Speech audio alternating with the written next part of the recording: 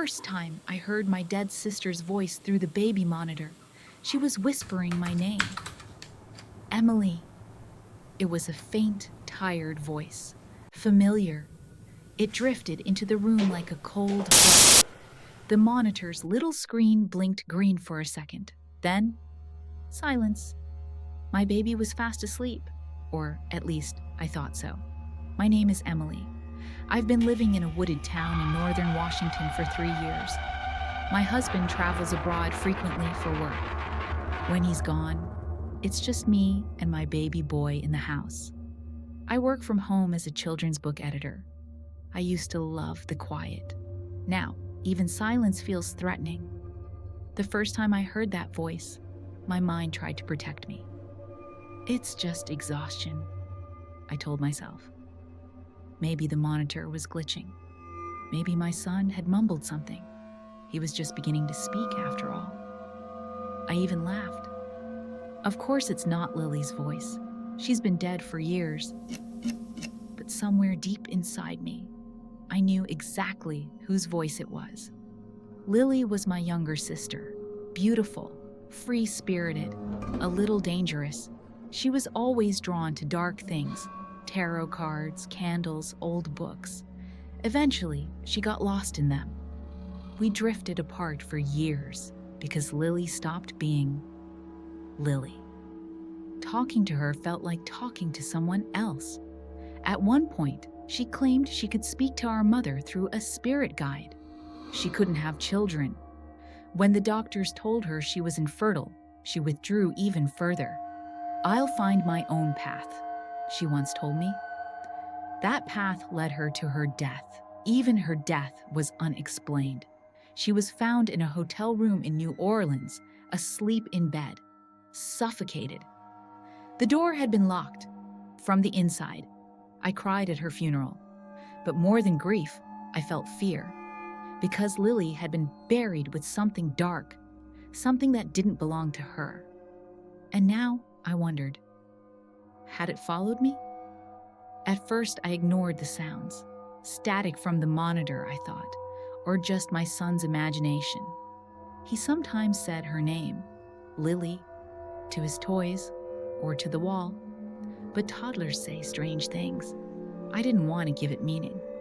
Still, on certain nights, the whisper became clearer. I'd leave the bedroom door slightly open to hear him better. I kept the monitor right next to my bed, and sometimes I'd hear it again. Emily. Last night, the living room light flicked on by itself. We don't have a cat. There was no wind. Once, I noticed the dishes in the kitchen had been rearranged.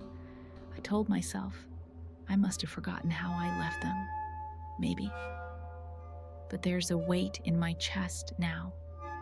A cold, stone-like suspicion that sits right over my heart. The next day started off just like any other. My baby was murmuring to himself in the crib, playing with the baby monitor like it was a toy. He liked pushing the buttons, even though it wasn't turned on. I was in the kitchen, brewing tea. For a brief moment, I felt a strange sense of calm. The sun filtered softly through the curtains. The house was still, just the quiet sounds of a child. And then, that voice. Emily, I missed you. My body went cold. It came from the monitor, clear, undeniably clear, like someone was sitting on the other end, speaking directly to me. I ran into the living room and took the monitor from my baby's hands. He looked up at me with that blank, innocent gaze, completely unaware. I was shaking. I brought the monitor to my ear and waited. Silence. Lily? I whispered. The static cut out, just for a second. I need you, Emily. I'm so alone. My breath caught in my throat. I collapsed onto the couch, tears welling in my eyes. That voice, it was Lily's. But somewhere, buried deep in my brain, something screamed that it wasn't her anymore. I set the monitor in my lap and grabbed my phone. I called my husband. It rang for what felt like forever. before he finally answered. "I need you to stay calm," I said, my voice cracking. "But something is happening in the house." I told him everything. The voice, the monitor, the whispers. There was a long pause. "Emily, I'm coming home. I'll be on a flight in an hour. It'll take me 4 or 5 hours total. Just stay put. Lock the doors. Don't be alone." He was trying to comfort me, but I already knew this wasn't the kind of threat that came from outside. This was something else, something that had already crept inside me. Lily was gone, but her voice still lived. That night, I stayed alone in the house. I couldn't bring myself to turn the monitor off. I placed it on the kitchen counter, facing the wall. Still, every so often, that little green light would blink, like someone was breathing on the other end. I laid in bed, wide awake, staring at the ceiling. And that night, for the first time, I asked myself the question I'd been too afraid to consider. If this really isn't Lily, then who is it? The next morning, the first thing I did after waking up was pull out the box of Lily's old belongings. Years ago, I had collected her things from New Orleans. The staff at the hotel where she died had sent them to me. Opening that box had always felt unbearable, until now. Now, I had no choice.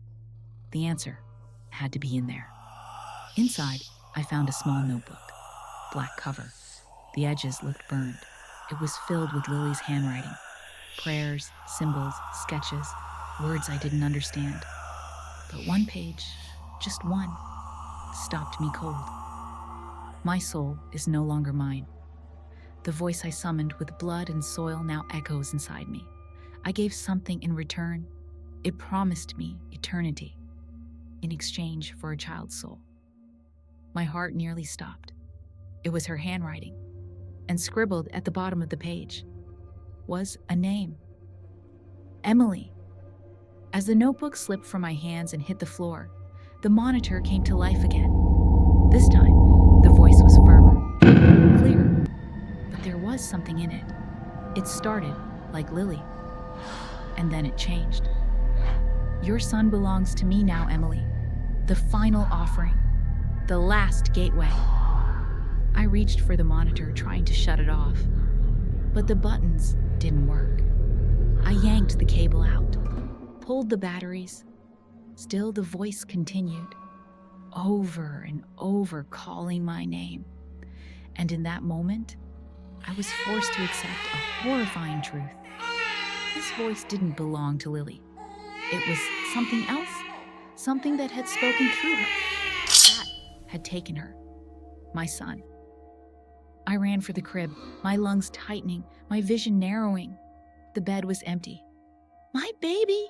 I screamed, tore the room apart, the blankets, the toys. Everything was still in place. Everything except him. My heart was pounding out of control. I couldn't breathe. I searched every room, the bathroom, the kitchen, the laundry room. He was nowhere. It was as if he had vanished into thin air. And then, the house came alive. Sounds bled from the walls. The windows trembled. One of them shattered with a deafening crash. The kitchen cabinets flew open by themselves. Plates fell and shattered. The floor began to shake. The house was breathing. No, something inside it was waking up. And the monitor was speaking again, on its own. "A door has opened, Emily. You opened it. And now, he is mine." I dropped to the floor, screaming. My vision blurred. The world started spinning. Light, sound, shadow, chaos, and then nothing. I blacked out. When I opened my eyes, the room was filled with strangers. Bright lights, radio static, heavy boots echoing on the floor. My head was spinning, but I felt warmth around my hands. My husband was there, right beside me, holding me. "Emily, "You're safe. I'm here," he whispered, eyes full of tears. I breathed in, and I cried. "Where's my son?" He didn't answer. He just lowered his head. That silence was the most terrifying sound I've ever heard. When they brought me outside, there were police cars, ambulances, a full search team. Neighbors were watching quietly. The house looked untouched. The monitor was silent. The windows had been cleaned, as if nothing had happened the night before. But something inside me had shattered. They searched for hours. Every room, every drawer, the basement, the attic, then the yard, the woods, the drainage ditches. Nothing. Not a single trace. No camera footage. No signs of forced entry. The house, inside and out, spotless, as if my son had never existed.